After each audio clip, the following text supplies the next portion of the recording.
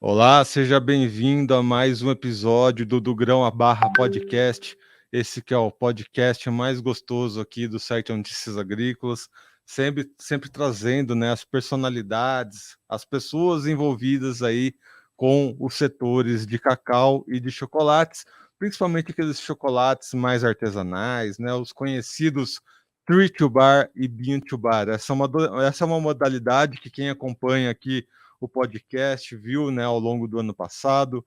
É uma modalidade que está crescendo no Brasil, é uma modalidade que visa, né, uma distribuição de renda mais justa para os produtores de cacau, para os produtores de chocolate, enfim, é uma forma de trazer, né, novas esperanças para toda a cadeia de chocolate, toda a cadeia aí do cacau, que é uma cadeia que passou por períodos muito problemáticos. Quem acompanhou o podcast também viu, né? No final do ano passado, a gente teve no berço, né, do cacau aqui no Brasil, lá em Ilhéus, na Bahia, toda a nossa história, né? Aliás, toda a grandiosidade do cacau começou ali naquela região. O cacau não necessariamente começou ali, né? Porque o cacau é brasileiro, vem da região ali da Amazônia, mas toda a pujança do cacau foi ali em Ilhéus, e também, né, os maiores prejuízos acabaram ocorrendo ali por causa da doença vassoura de bruxa, e agora a gente vem numa retomada aí de esperança para o setor de cacau.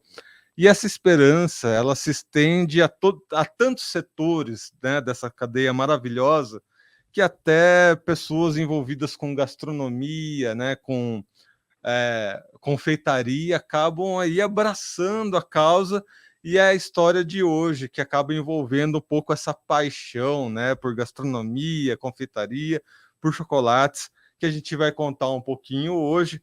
E hoje eu estou aqui com a Gilcileide Cruz do Nascimento e o Guilherme Nunes da Silva, lá da Gil Paté Brisset e Ruda Chocolates. Gilcileide, também conhecida como Gil, seja bem-vinda aqui ao nosso podcast. Obrigada, Érico.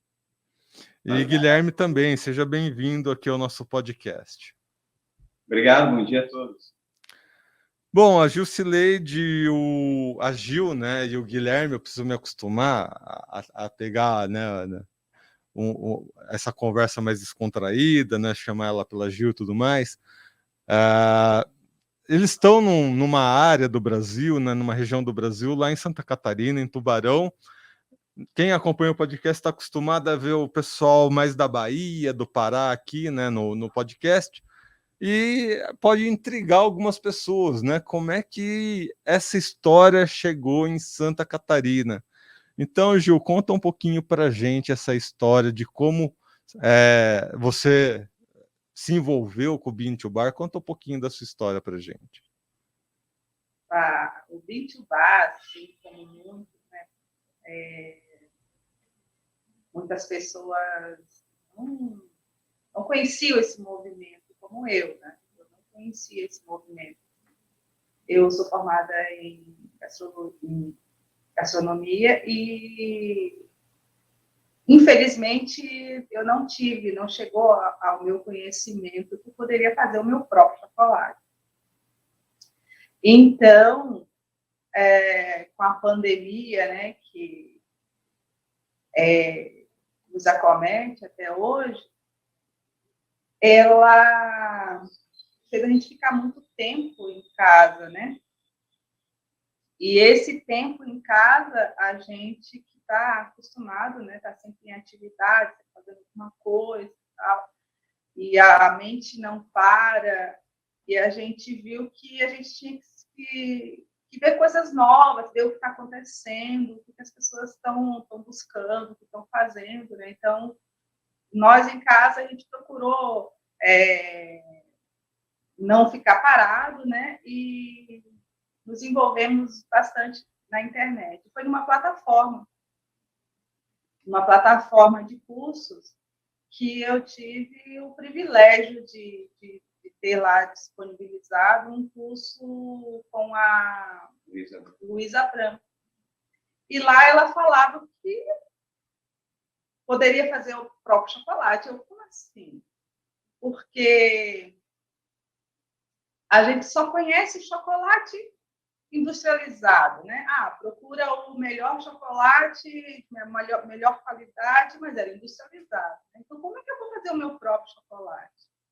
Eu morei muitos anos na Bahia. E nos anos 80, né, eu tive conhecimento, eu era bem mais jovem, nada a ver com gastronomia, nada, mas eu tive conhecimento da vassoura de bruxa, que foi um pesadelo, né, para os baianos, né, principalmente da região lá de Ilhéus, né? E a gente sentiu bastante, assim, Claro, a gente, quando é jovem, não tem a percepção da gravidade da coisa, mas dava para perceber que foi um grande baque na economia baiana, né? E, voltando lá, como eu cheguei ao Vivipar, me chamou a atenção esse curso com a Luísa. E aí, quando eu vi aquela moça ali, que me identifiquei muito com a história dela, assim, né? Ela também, né? Ela é formada em gastronomia e tal. E eu me envolvi muito ali naquela plataforma e viajei. Eu disse, nossa, eu posso fazer o meu próprio chocolate. E, através da Luísa, eu cheguei também a Juliana. A Juliana lá do Tucumuju. A Baianita. Aí, eu, sozinha ali no escritório, eu comecei a ouvir cada palavrinha que elas falavam. O nome de uma fazenda. O nome de uma... Tipo de cacau. E aqui foi me envolvendo, né? Aí eu cheguei, porque nós temos dois escritórios em casa, né? Duas camas separadas. Aí eu cheguei no escritório do Guilherme e falei assim, o Guilherme vai dizer assim, lá vem ela com outra história para mim. O que foi? Aí eu peguei e falei assim, olha, eu vi uma coisa super interessante. Aí, o que foi? Eu disse, olha, sabia que a gente pode fazer o nosso próprio chocolate? Ele, como assim? Aí eu fui falando para ele o que eu tinha visto, né? Aí a reação do Guilherme foi, sério? Eu pensei, é verdade. E aí ele abraçou também, né? Aí ele falou assim, mas aí... A gente achava assim, precisa de bastante tecnologia, né? Antes de eu ter esse conhecimento, precisa de bastante tecnologia, precisa de máquinas, né? Maquinário, coisas assim. Aí eu falei assim, não, basta só uma... Eu nem sabia, assim, pronunciar direito, porque é tudo novo, só uma melange. Aí ele falou, só usar, né? Aí fui mostrar para ele, né? Aí foi que ele falou, vai vendo se tu acha mais alguma coisa aí, né? Quando também eu via os vídeos da Juliana, né? Que ela fez uma seleção de vídeos também, o Sem Cortes, né? E ali, através dela, né? A gente foi conhecendo o que é o Vivipar e vendo que ele é um movimento que nos atraiu não só para aplicar dentro da confeitaria, né, que é o nosso ramo, né, mas também o chocolate é apaixonante de se trabalhar, né, a gente é apaixonado, assim, quando começa a torra das amêndoas, quando a confeitaria fica envolvida, né, com essa atmosfera do cheiro do chocolate. O cheiro é impressionante. E parece que a gente já ri à toa, né? Então, fabricando chocolate, a gente fica meio que dois velhos crianças, porque a gente passa a sentir, realmente, ele é um grande alimento, e não só, né, para o corpo, mas para a mente, para o coração, é muito bom. E é um pouquinho só, né, do que a gente já... Aqui na confeitaria, quando a gente está torrando, o cliente chega, às vezes, para comprar alguma coisa, aí sente o cheiro de chocolate no ar, aí o pessoal pira. Né? Quem não é acostumado. Imagino. Eu fui numa fábrica, né, lá na Bahia, né, uma pequena fábrica, e fui numa grande fábrica. Nos dois, meu, você sente aquele cheirinho do chocolate sendo torrado, né? Minha nossa, aí você fica doido. Mas, Guilherme, vamos lá, né? Vamos pegar um pouquinho do seu ponto de vista, porque quando a gente pensa em chocolate, né, de uma forma geral, a gente pensa em ambientes, né? Talvez até por esse pensamento do chocolate europeu e tudo mais, a gente sempre faz uma associação do chocolate a uma época um pouco mais fria, parece que combina um pouquinho mais, né? E Santa Catarina tem um clima, né, um pouquinho mais frio do que lá na Bahia, por exemplo. E isso me intriga um pouco, né? Apesar da grande produção estar lá na Bahia por causa do clima e tudo mais, você, no seu ponto de vista aí, já como na sua experiência dentro da gastronomia, dentro da confeitaria e tudo mais, como é que você entende nessa relação do clima, né, do ambiente com o consumo de chocolates, de doces, de confeitos, bolos, enfim. Você percebe essa relação ou você vê que isso tem mudado ou depende? Enfim, dá um pouquinho da sua percepção com relação a esse mercado de confeitaria, de doces e chocolates e afins. Bom, eu vou acrescentar algumas coisas sobre a tua pergunta anterior também, porque eu fui professor de economia há muitos anos, e quando a Ju me apresentou o vídeo da Luísa Branco, eu imediatamente me remeti ao que eu estudava nos anos 80 e começo dos anos 90, porque lá a gente não tinha no curso, mas tinha um professor muito avançado para a época, e ele já trabalhava naquela época com comércio justo, com economia solidária, consumo ético, e essas coisas estavam influenciando muito o próprio Santa Catarina, nos anos 90, a Hering, por exemplo, para poder exportar para a Europa, já tinha que dar conta da embalagem, se era biodegradável, se a tintura que ia nas camisetas, se prejudicava o meio ambiente. E eles tinham que responder por isso, porque lá esse movimento é muito forte. O comércio justo, o consumo ético, já começou na Holanda em 1968. Inclusive, eles começaram com um produto que era o café. Eles queriam que a pessoa que tomasse café não sentisse culpa, né, por trabalho escravo, por degradação do meio ambiente. E quando a gente viu o vídeo da Luísa, eu vi tudo aquilo ali. Eu achei impressionante ela ir para a floresta, dominar a cadeia produtiva desde o começo até o final.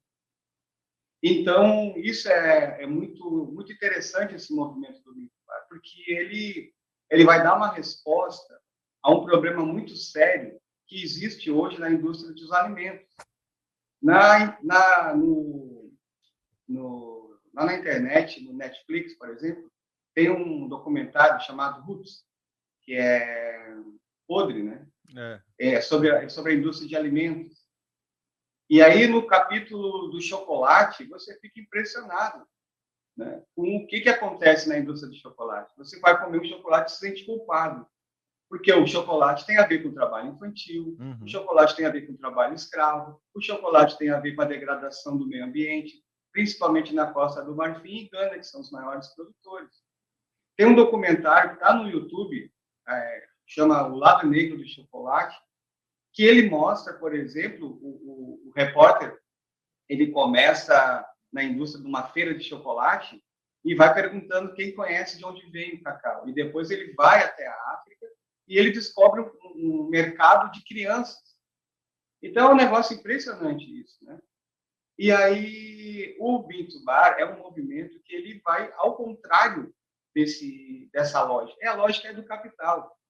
Então, por exemplo, se a gente conhece a história do Binto Bar, como é que ele começou, com a empresa, acho que é Sharonsberger, na Califórnia, aquela empresa ali, ela resume muito tudo que acontece nessa indústria, né?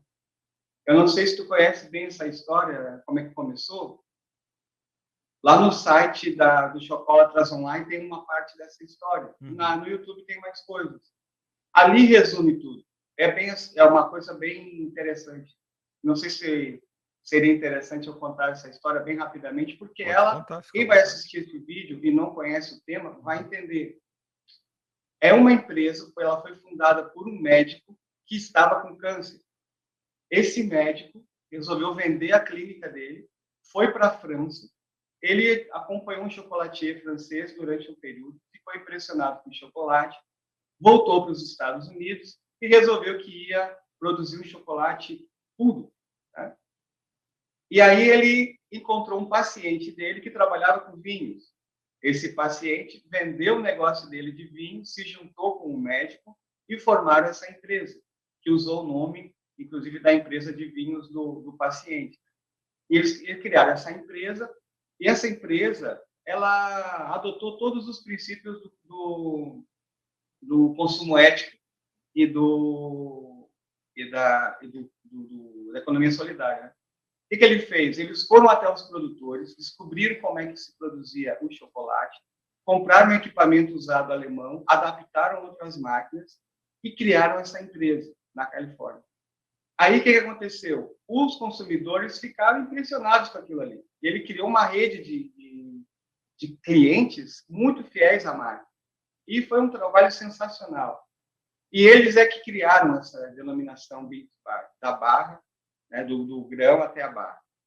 Eles selecionavam, não aceitavam trabalho desonroso para produzir o cacau, pessoas que degradavam o meio ambiente, porque na África eles destroem, né, fazem campo aberto, eles destroem a floresta e plantam. A gente compra o nosso cacau, vem da Fazenda Alegrias, que é do método Cabruca, que é dentro da floresta. A plantação de cacau fica dentro da floresta. Até porque a floresta ela se comunica. É muito melhor para a planta estar em consórcio com outros. Inclusive, o chocolate, ele absorve, não só no terroir, ele absorve as plantas que estão próximas. Ele absorve muito da goiaba, do cupuaçu. Isso vai incorporado no paladar do cacau. E aí, então, o que aconteceu? Essa empresa, que é mais, ele entrou nessa linha, né, do comércio justo e do consumo ético. Daí o que aconteceu? Essa empresa foi comprada por uma gigante americana. Imediatamente, eles já romperam com essa loja e transferiram a empresa para Illinois. Saíram da Califórnia. Os consumidores daquele produto ficaram muito chateados mesmo, né? E criaram tipo um consórcio entre eles. E aí que entra a Melanger, que é esse equipamento que ele é feito para os indianos que criaram esse moinho de pedra, que é para grama-sal. Então se tornou possível você produzir chocolate numa escala bem pequena dentro de casa, por causa dessa máquina. Você, com uma Melanger, um soprador e um termômetro, pode torrar no teu fogão normal, pode descascar na mão, como a gente fazia até pouco tempo atrás. Né? Aí tu vai lá, moe num triturador, num liquidificador, coloca na Melanger, 48, 72 horas, né? Vai controlando. E aí é possível fazer isso. Eles tornaram possível essa produção que você vê no Brasil hoje. Foram esses consumidores que tomaram para si esse movimento. A empresa foi vendida em 2005 e eles se negaram a controlar a produção do cacau. Os consumidores foram para cima das lojas que vendem chocolate, tem uma mega loja lá, eles conseguiram que a loja parasse de comprar dessa empresa. Aí a empresa deu uma resposta e disse que até 2020 iria fazer esse controle. Mas não acredito que seja feito. Porque, por exemplo, eu vi nos seus entrevistados muitos reclamando, porque o preço do cacau é uma commodity, o preço estava muito baixo. Mas por que o preço é baixo? Por que estão pagando pouco? Estão pagando pouco porque tem trabalho escravo do outro lado do oceano. Uhum. Tem trabalho infantil, tem destruição do meio ambiente, tem produção em grande escala sem controle. Então, é isso que tem que ser combatido. E o chocolate Bintu Bar, ele é impressionante porque ele não é só uma forma de produzir, ele é uma filosofia. Ele é uma filosofia de vida. E é interessante também, porque num outro documentário que tem lá na Netflix, que se chama Cogumelos, né? Fungos, né? Que até o rapaz que deu entrevista ali sobre Floresta Viva, no documentário deles, lá tem uma parte que fala sobre isso, que os fungos e as bactérias, eles se comunicam embaixo da terra. Há uma comunicação e eles permitem também que as outras plantas se comuniquem. É uma grande rede. É uma grande sinergia na floresta, né? Na diversidade. Então, isso é um grande diferencial que nós temos aqui. E aí, claro, a grande questão, né? Que o chocolate é consumido mais em lugares frios, porque ele dá resistência, ele dá conforto, ele aquece a pessoa, né? Então, o chocolate, ele produz ajuda a produzir muita serotonina, ele produz paz, calma e resistência. E é um produto muito, muito interessante. Aqui no Sul, há um consumo de chocolate, né? Por exemplo, Gramado, que é uma cidade bastante fria no Rio Grande do Sul, ela é conhecida pelo consumo de chocolate, mas não produziu. Agora que estão começando a produzir Bintu Bar, né? Até por causa da escola, como é que chama a escola? Castelli, né? Que começou a entrar nesse campo. Mas até então lá era chocolate, era derretido, o chocolate era derretido, comprava o chocolate e depois derretido. Produzir a partir da amêndoa é uma coisa recente. Então, a tua pergunta sobre a questão do clima, onde tem um clima mais frio, né, ele apetece mais o consumo de chocolate. Inclusive, a gente produziu assim, uma forma para tomar ele líquido. Então, a pessoa pode colocar aqui o leite quente ou a água quente, mistura, depois completa, e aí pode tomar ele quente ou gelado. Mas no verão é mais difícil, né? No inverno é mais fácil. Então, eu acho que nos climas mais frios é propício, e a tendência é que muitas pessoas venham a produzir chocolate Bintu Bar, né? Porque hoje é muito fácil. A gente mesmo, até então, tu tinha entrevistado o pessoal da Série A, né? Da Série A do Bintu Bar, né? Nós estamos no grupo da Série C. Então, é uma outra galera, né? Que está entrando, que está começando, né? Com bastante dificuldade. Porque, por exemplo, a Melanger, o imposto que a gente paga é o preço da máquina. A máquina é, vamos supor, 700 euros, e aí você tem que pagar, sei lá, 1.000, 2.000. A gente tem até uma experiência na compra da nossa Melanger. Mas é isso. Então, sobre a tua pergunta, né? Agora, em relação à compra da Melanger, a gente chega lá. Ela tá falando. Porque assim, eu acho Ela interessante. está falando isso porque tem duas grandes marcas de Melanger portátil, né? Uma delas é a Premier, que é importada. No Brasil, quem vende é a Ronin. E aí eles estavam esgotados, não tinha nem a de 3 kg, nem a de 4,5. Aí a gente foi assim, não era acostumado a fazer compra no exterior, né? Aí pegamos nosso cartãozinho ali do Sicoob, tá? No cartão simples. Daí vamos só ver se ele funciona. Depois a gente não faz a compra, a gente só testa o cartão. Aí a gente vai pensando. Aí entramos na Melanger.com e tal. Aí só vou ver se ele aceita. Daí eu não efetuo a compra. Quando eu cliquei, o site falou, está tudo em inglês, né? Daí a gente também não entende muito bem. Daí, sua compra foi efetuada com sucesso em dia. Ele não deu 10 dias, né? E tal dia que daria uns 10 dias vai ser entregue a sua máquina. Eu digo, ferrou. Imposto, e a gente quis saber. Aí, quando a máquina chegou, no dia certo que eles marcaram, não deu 10 dias, a máquina chegou, só que tinha que pagar o imposto à vista, que era o preço da máquina. Um pouquinho mais. Um pouquinho mais que a máquina, né? E aí que a gente começou, foi uma grande aventura. Mas, Aí tu tinha perguntado sobre por que a gente começou, né? Antes da pandemia, nesse mercado de confeitaria, no nosso caso, a cidade também sentiu, já vinha, a venda vinha caindo já antes da pandemia. Aqui na cidade, várias empresas fecharam, outras mudaram para Florianópolis, empresas bem conhecidas daqui. Aqui é uma região que produz muito suíno, né? Aqui na região, tem umas 12 cidades que compõem essa região. Aqui tem mais suínos que pessoas. Se somar essas cidades, dá uns 300 mil habitantes e 320 mil suínos. Então, é isso aí que mais sustenta a economia aqui da região. E aí tinha muito arroz, que diminuiu bastante. Essa empresa de arroz fechou. Tem a que fabrica o chuveiro lá, o Thermosystem, foi vendida. A empresa de ônibus grande que tinha aqui, que era uma potência, foi para Florianópolis. Houve uma queda. E aí, quando veio a pandemia, e a gente ainda tinha um problema de saúde na família, que demandava muito da Gil, ela tinha que ter um hospital toda hora. No meio da pandemia, foi bem complicado. Então, a nossa entrada no Binto Bar foi uma grande aventura. Mas, Gil, quando fala, né, de aventura, né, ouvindo a sua história e todo esse feedback que o Guilherme deu até com relação à história do Binto Bar, a gente consegue fazer, inclusive, algumas relações, porque o que acontece hoje em dia, né? Essa quarentena ela abriu portas para as pessoas fazerem muitas confusões, né? Aí cada um escolhe a confusão que quer adotar e fica essa maluquice que acaba acontecendo por diversos motivos, né?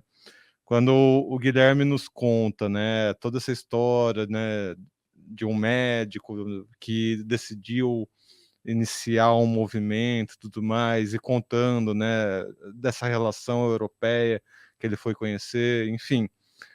Lá nos Estados Unidos, né, se a gente trouxer esse feedback para a história, né, nos anos 60, houve uma época de muita contracultura ali, né? Inclusive, muitas dessas pessoas que participaram da contracultura hoje em dia fazem parte de movimentos que visam, né, essa justiça social, né, esse consumo consciente, não só no chocolate, tem uma grande empresa de sorvetes que faz isso, enfim. E lá na Europa tem todo um conceito de slow food que também visa a mesma coisa, o consumo consciente das comidas. Quando você consome mais tranquilamente, né, com mais calma, você se sacia mais rápido e acaba não excedendo, né, aquela coisa da gula, comendo além do que você precisa, enfim.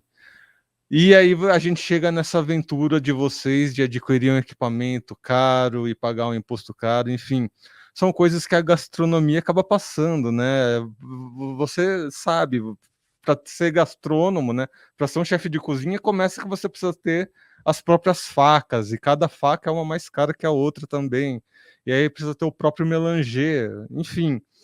A gastronomia é uma grande aventura e é uma aventura apaixonante, né, Gil? Como é que você pega todo esse feedback, toda essa história, como é que isso se entrelaça com a sua história, né? Tem que ter coragem, afinal de contas, para levar essa aventura adiante, né? Coragem e uma certa de determinação, né? A gente tem que ter determinação. A história da confeitaria, para mim, ela é uma coisa para mim tão natural, assim, para fazer minhas preparações, que a gente vive, caso eu vivo mesmo, buscando sempre alternativas, né? Uma para oferecer um produto de qualidade, né? Porque eu trabalho com uma filosofia. Se eu não vender, eu vou comer. Então, eu tenho que oferecer o melhor para o meu cliente.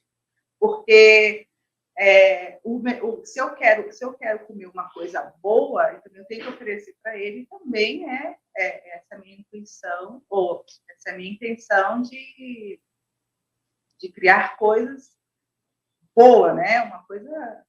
Então, o chocolate, eu fabricando o meu próprio chocolate, é interessante porque eu estou oferecendo um chocolate de verdade.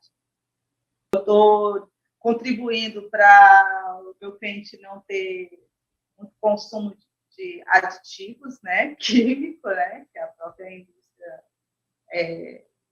coloca nos seus seus produtos, né, nos seus chocolates. E eu sei que o meu cliente está comendo uma coisa de qualidade, eu tenho confiança, porque é minha responsabilidade, né, todo produto que eu for expor na minha vitrine é minha responsabilidade o consumo dele final, né? E é isso, né? É uma coisa interessante que as pessoas vão aprendendo, é que a gente tem que também, além de produzir, a gente tem que ensinar as pessoas. A gente mesmo está aprendendo, né? Pega a roda aí. A gente mesmo tem que estar aprendendo, né? Porque, por exemplo, para desenvolver o paladar, né? E poder usufruir de uma roda de sabores como essa aqui, por exemplo, que é distribuída pela Chocolatas Online, que ela dá cursos, né, de degustação, a gente mesmo não está com essa, não desenvolveu totalmente essa capacidade. Então, a gente tem que falar com o consumidor, tem que mostrar para eles. Aliás, eu ouvi tu fazendo duas vezes tu fez essa pergunta, que eu acho que dá até uma dissertação de mestrado, né? Tu falou, no caso do vinho, é o sommelier, no caso do café, é o barista, que induzem o produtor a produzir, né, matérias-primas mais elaboradas, com terroir, etc. E no chocolate, quem é? No chocolate, essa é uma pergunta muito boa, porque ela é bem complexa. Esse é um grande problema nosso. O consumidor, a gente tem que mostrar para ele que, no caso do chocolate de bar, tu pode comer um pedacinho de chocolate e tu te satisfaz mais do que comendo um chocolate industrial inteiro.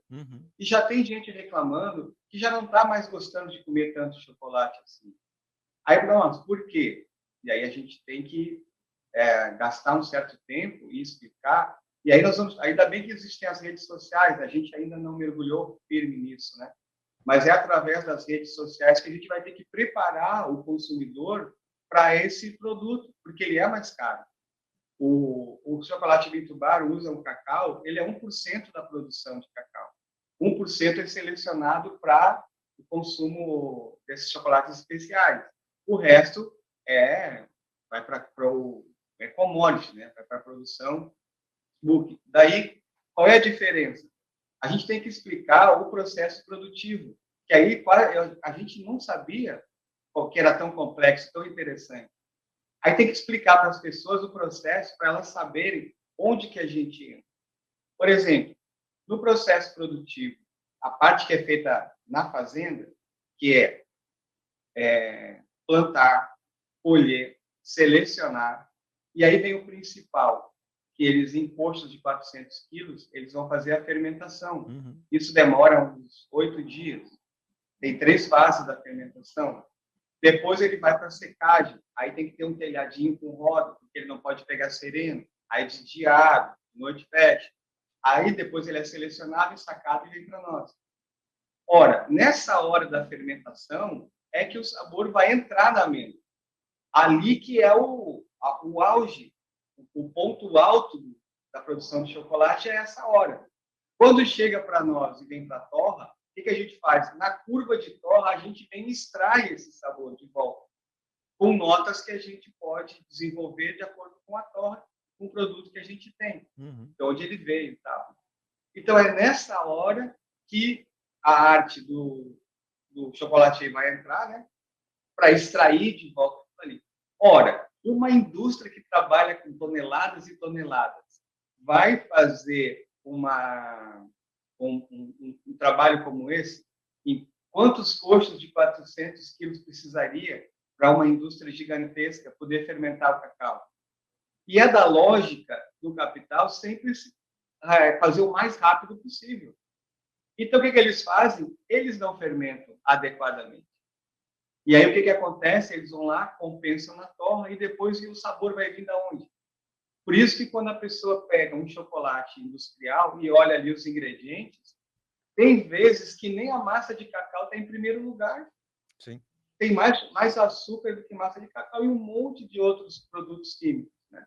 E a baunilha lá também para dar aquele toque. Então, o que as pessoas comem não é exatamente o sabor do chocolate. E aí, quando ele come chocolate de verdade, ele vai comer um pouco e vai saciar, porque ele vai deixar ele derreter na boca, ele vai sentir vários sabores. E o sabor, inclusive, é muito interessante, porque não é igual para todo mundo.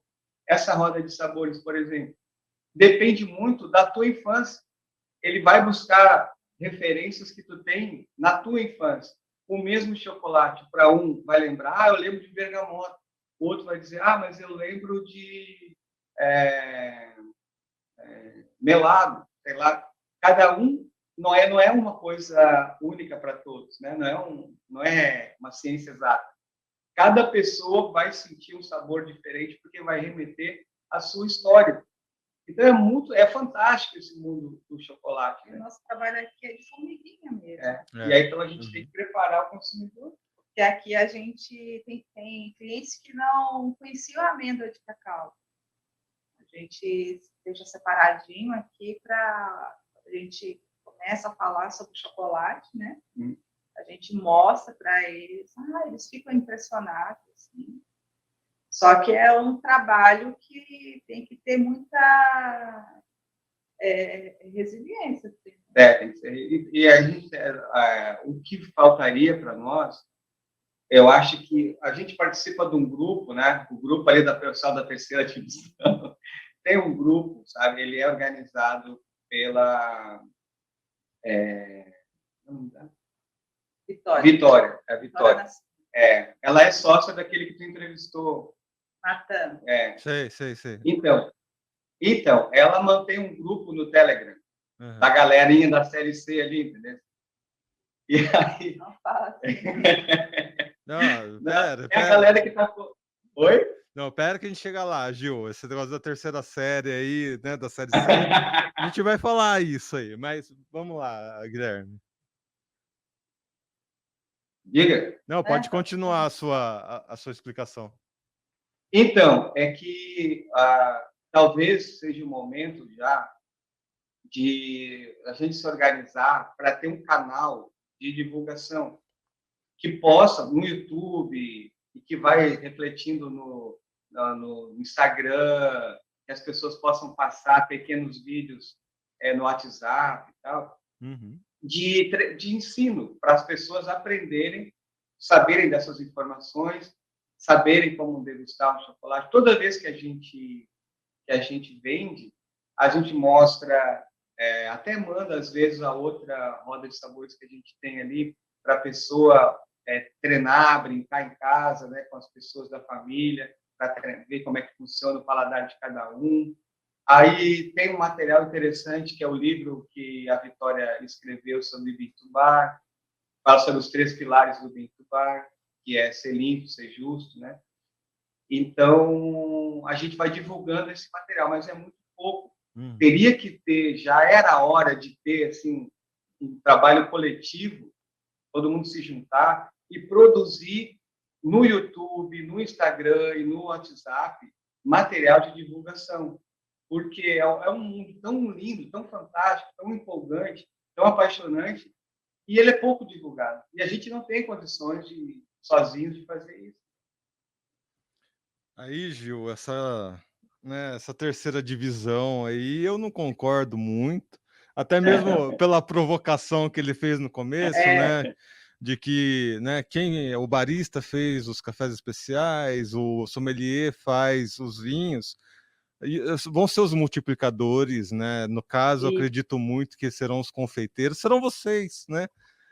Essa que você chamou de terceira divisão vai partir de vocês. Eu acho que esse começo, essa discussão, né, que vocês estão iniciando aí no grupo do Telegram, eu acho que é uma discussão muito bonita de ser iniciada. Eu fico muito privilegiado de ver isso de perto, porque, afinal de contas, vocês, assim como a Luísa Abram foi, né, a tutora de vocês vão ser os tutores dos futuros, né, confeiteiros, desses futuros consumidores conscientes, né?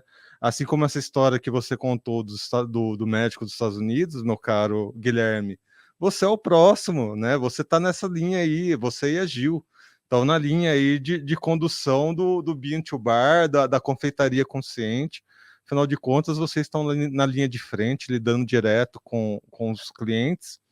E aí, Gil, é isso, a gente está chegando nos nossos finalmente da entrevista. Eu quero saber o posicionamento de você com relação já ao chocolate Rudá mesmo, né? O que vocês pretendem com esse chocolate, agora que já tem a melanger aí que chegou. Enfim, vamos tocar esse barco adiante. Esse foi o nosso primeiro Natal, né? Com o Rudá.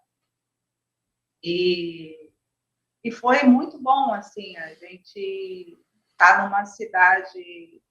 às vezes a gente se sente até como se estivesse ilhado, sabe? Porque aqui em Tubarão só somos nós. E tem uma outra, São né? Martinho. Que é em São Martinho, uma cidade daqui mesmo, do sul de Santa Catarina, mas ela é mais distante de nós, a gente não teve ainda contato com eles aqui, né? E loja que vende só tem Laguna e Criciúma. E Criciúma, essa de Laguna eles abriram agora, né? Dezembro. Dezembro. A gente ficou até de fazer uma visita lá para eles, né?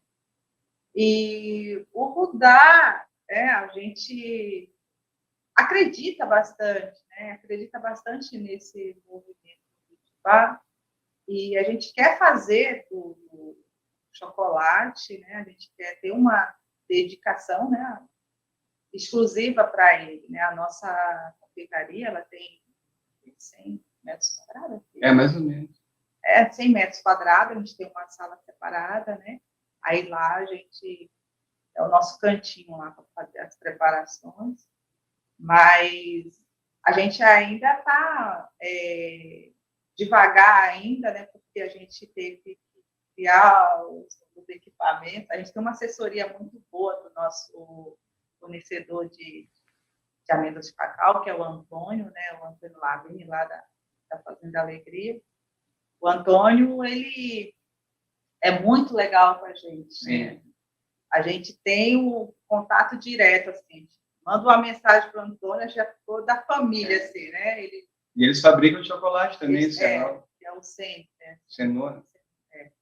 E aí... E é isso, né? A gente, além de fazer os nossos produtos da confeitaria com o nosso próprio chocolate, a gente quer também fazer a divulgação do nosso chocolate, fazer as pessoas comer um chocolate de verdade. Né? A gente começou, na verdade, com café. A gente está fazendo aquele caminho de volta, né? A gente começou com café, a gente começou a provar cafés diferentes, né? Cafés especiais, e aí a gente tem uma cafeteria, que também são produtores, né? Na Terra? É de Criciúma. Às vezes a gente ia até Criciúma para... Eles têm fazenda lá em Minas Gerais, e a gente ficou apaixonado pelo café, né?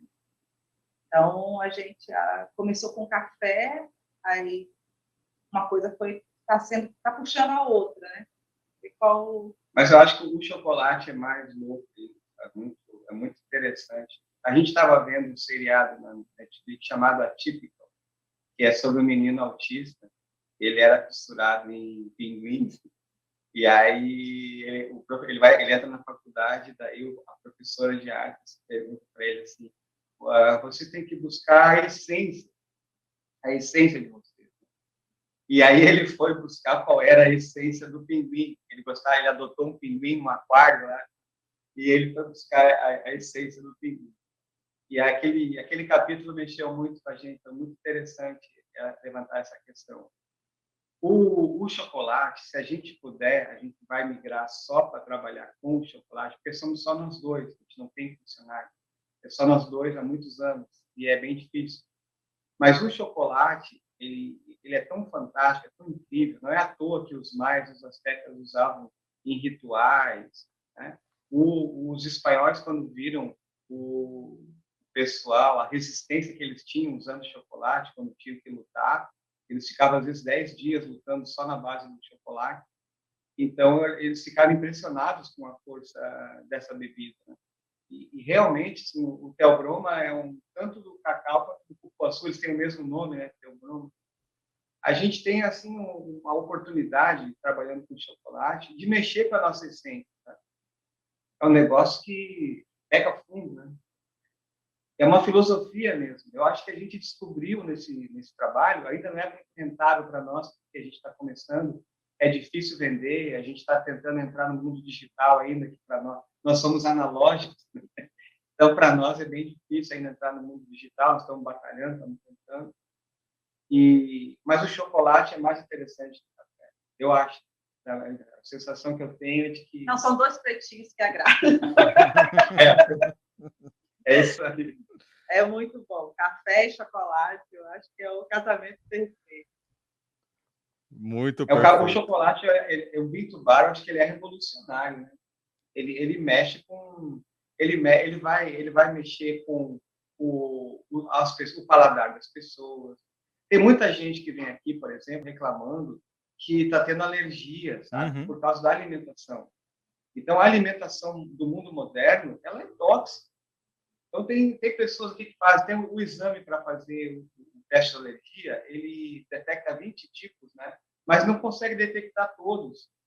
Então, tem muitas pessoas preocupadas com isso, né? Tirando o glúten, tirando a lactose.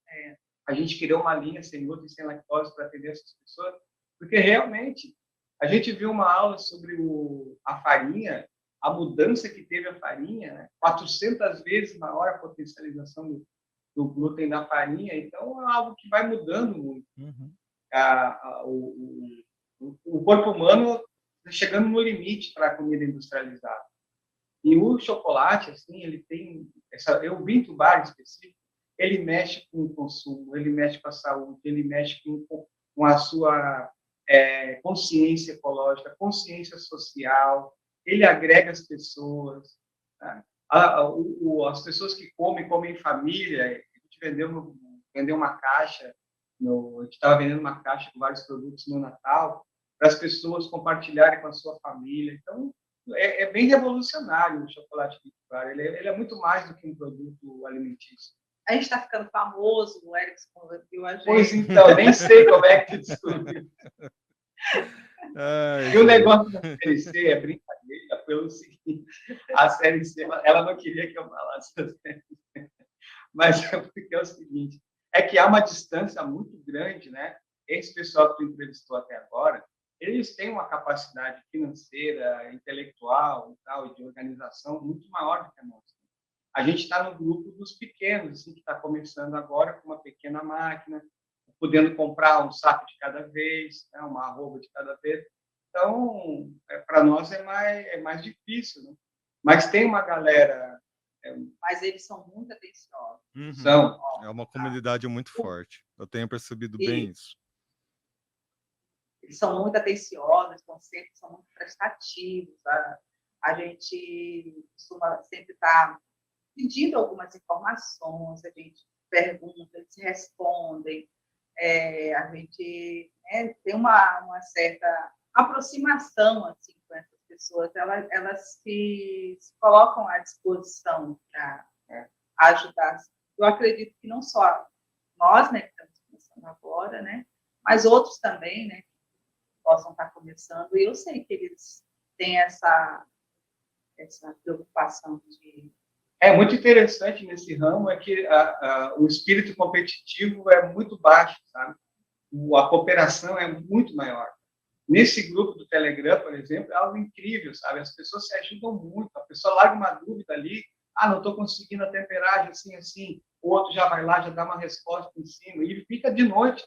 Às vezes, às 11 horas da noite, meia-noite, alguém coloca uma dúvida, a pessoa vai lá e responde. Então, é um tipo de troca, né? É uma forma de economia solidária. Então, a gente se trata não como concorrentes, mas como parceiros, né, nessa luta.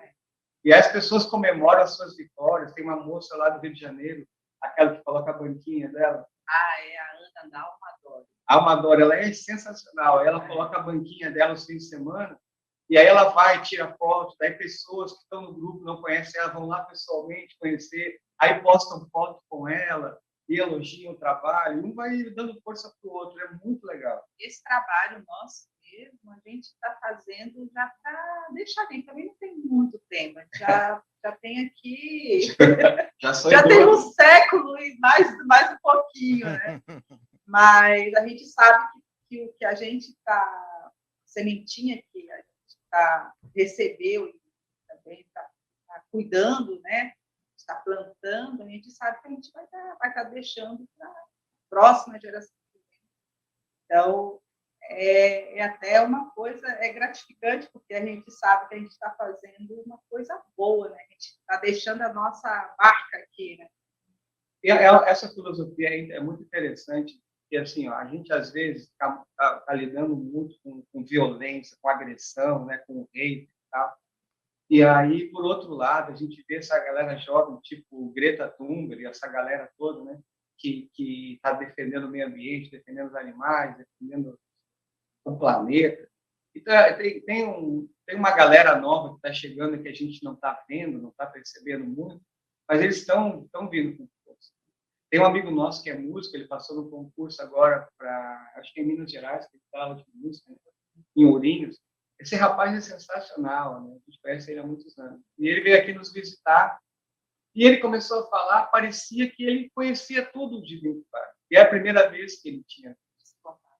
Mas só que a filosofia já estava na cabeça dele. Então, essa filosofia está no ar em alguns pontos. Assim, existem uns clusters assim, espalhados, né, de resistência. Como diz na Bíblia, sempre o remanescente fiel. Então, de alguma forma, uma resistência a essa avalanche de destruição que a gente está sendo submetido no mundo hoje, tem uma resistência. Eu acho que essas pessoas, uma parte desses jovens, eles vão assumir o poder uma hora e eles vão fazer a diferença. E o Bitubá está dentro. Essa filosofia é tão forte que conquistou, né, esse que vos fala, que também é pequenininho, também é uma série C aí da comunicação, mas deixo aqui disponível o que vocês quiserem enviar, vocês, esse pessoal do Telegram, todo mundo que quiser me enviar, tem aí o nosso Instagram do podcast, tem o podcast, podem participar, essas simpatias, né, o Guilherme e a Gil estão convidados a vir aqui de novo, né, sempre que quiserem, as portas estão abertas. E tanto né, tanto é verdade, né, essas últimas declarações aí das mudanças, né, das pessoas e tudo mais.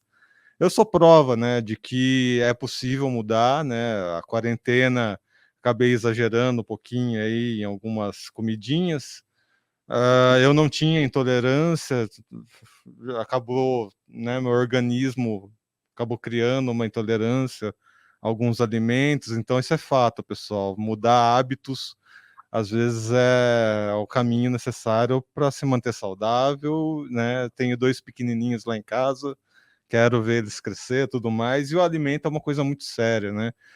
Muita gente não encara café, chocolate como alimento, mas eles são alimentos sim, fazem parte do nosso dia a dia. Então, quanto mais a sério a gente levar toda essa história que a gente teve ao longo dessa última uma hora aí, né, dessa conversa, o que vocês conseguirem captar de bom para vocês que estão nos acompanhando, melhor, porque assim a gente vai caminhando cada vez para uma sociedade mais justa, igualitária, e tendo aí os nossos queridos chocolatinhos, né, cada vez mais abrangentes aí, de uma forma justa para toda a cadeia. Acho que essa é a grande mensagem que fica dessa uma hora de conversa. Agradeço muito você, Guilherme, agradeço muito você, Gil. Deixo aqui um último espaço para vocês deixarem suas últimas considerações. Bom, a gente só pode agradecer, né, esse espaço que a gente precisa muito de divulgação, de ensino. A gente acompanhou vários que já fizeram, foi muito interessante, aprendeu. Aquele da Floresta Viva ali é muito interessante, né? E a gente já te seguia bem antes de você... Notícias Agrícolas, né? Não, no Grão a Barra já seguia ele. Mas no Patê Brisé, né? No Patê Brisé. Então foi um prazer te conhecer o teu trabalho aí, o trabalho de vocês, as entrevistas que tu já fizeste. Poxa, foi muito, muito importante para nós, a gente aprendeu bastante. E é um trabalho necessário, sabe? Esse tipo de jornalismo que você está fazendo, eu acredito que seja um jornalismo de resistência, né? É de trincheira, é um jornalismo de trincheira. Enquanto o grande jornalismo está fazendo o estrago que está fazendo aí, né? Com fake news e etc., há um jornalista verdadeiro, aquele jornalista raiz mesmo, né? Que vai a fundo no assunto. Tipo, acho que tu é um Caco Barcelos do Vitor. Menos. Mas muito obrigado, valeu a oportunidade. Muito obrigada, Edson. Bastante proveitoso. A gente, a primeira entrevista, a gente fica assim, meio travada assim, para falar, mas...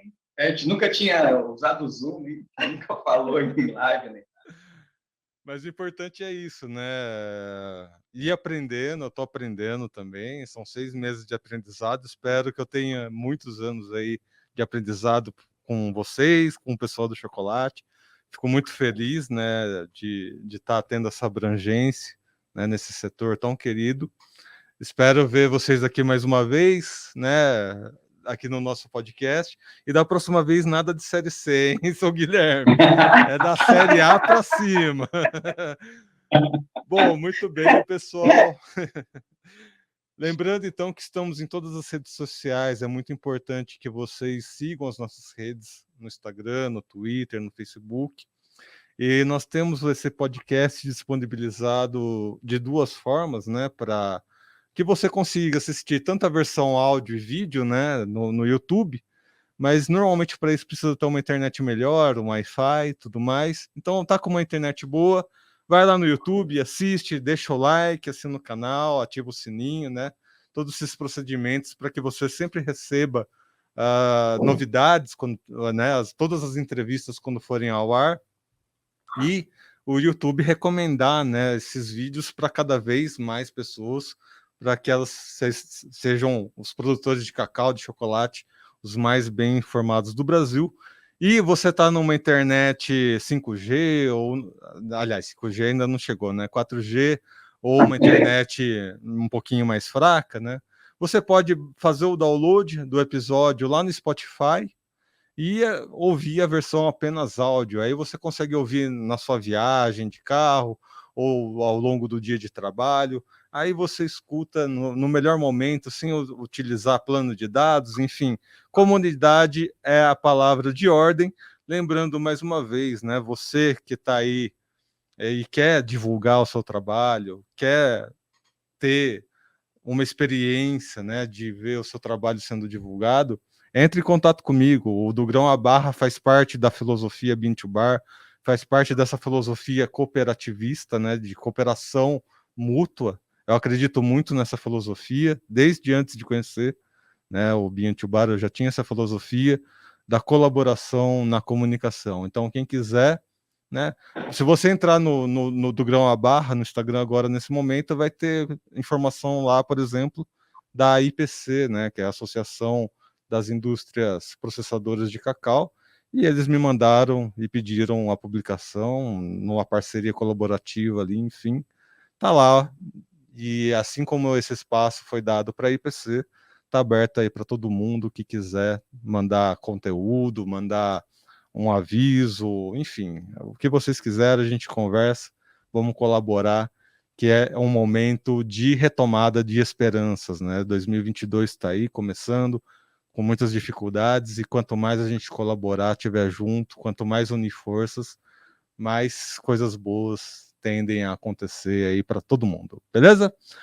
A gente volta então no próximo episódio do Grão à Barra Podcast. Espero vocês. Até lá. Um abraço.